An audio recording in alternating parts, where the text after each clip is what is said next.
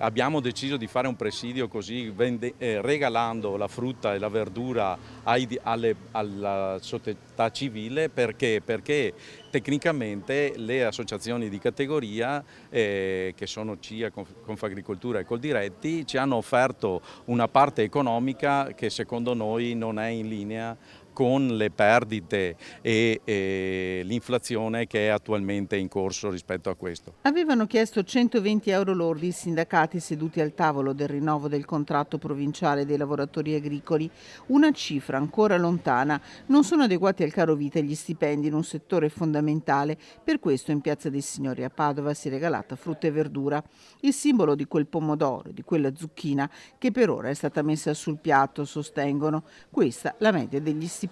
Una media per noi è contratti indeterminati di 1.200-1.300 euro al mese. Si vive con uno stipendio come il vostro?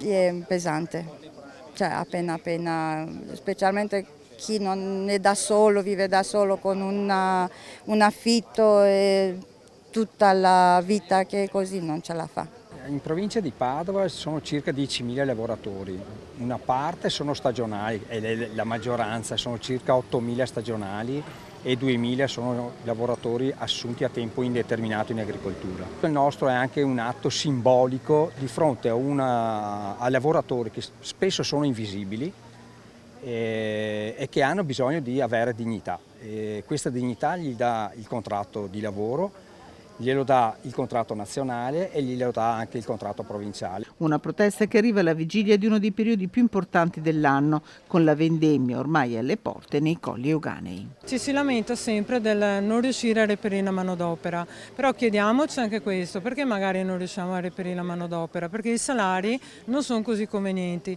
Forse è più utile pensare di dare uno stipendio adeguato ed ecco che le persone ci sono, è più facile trovarle e non si deve purtroppo ricorrere a quella zona di grigio che purtroppo c'è ed è presente anche nella nostra regione.